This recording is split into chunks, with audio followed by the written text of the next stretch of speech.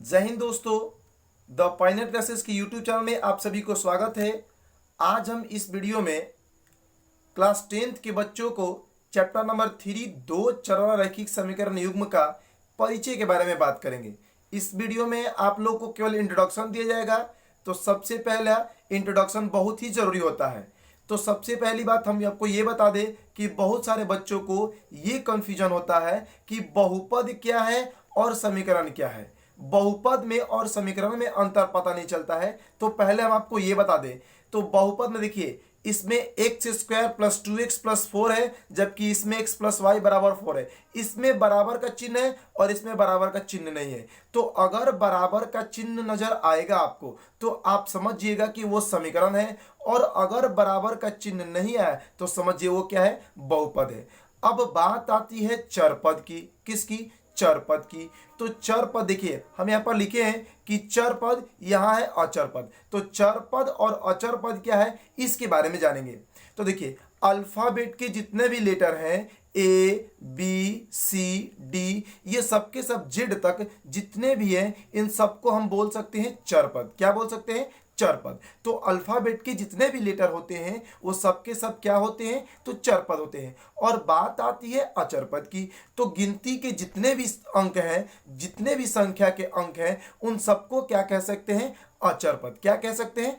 अचरपद। तो चरपद आप समझ गए, अचरपद भी समझ गए। अब बात आती है चैप्टर के नाम के बारे में। तो चैप्टर का नाम है दो चर वाला रैखिक समीकरण युग्म। तो पहले हम लोग ये जानेंगे कि एक चर, दो चर, तीन चर, ये सब क्या होता है, उसके बाद रैखिक के बारे में। तो एक चर, देखिए यहां पर क्या बात हुआ है, एक चर।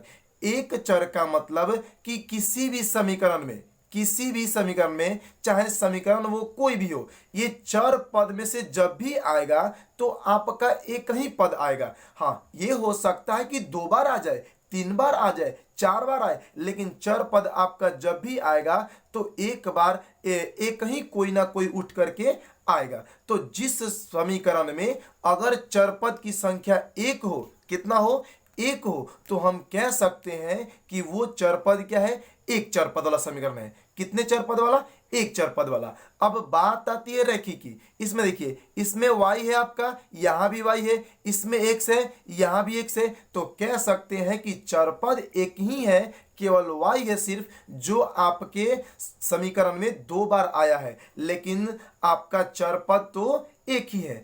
अब देखिए, बात आती है रैखिक समीकरण की। किसकी? रैखिक समीकरण की। पहले हम लोग इरेज कर लेंगे इसको।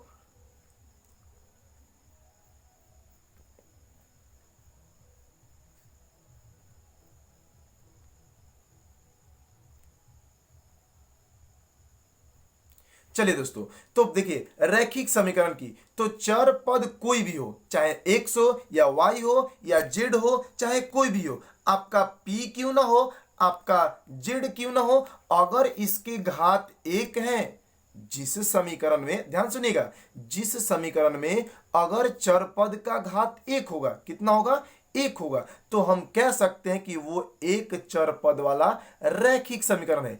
अगर चर पद एक और घात भी एक, तो कह सकते हैं कि वो समीकरण कौन सा है, तो वो समीकरण आपका रैखिक है। क्लियर हो गया? जैसे मैं देखेंगे हम एग्जांपल में कि यहां x का घात एक है, यहां भी x का घात एक है, तो हम यहां पे कह सकते हैं कि ये समीकरण कौन सा है, तो एक चर पद वाला रैखिक समीकरण है।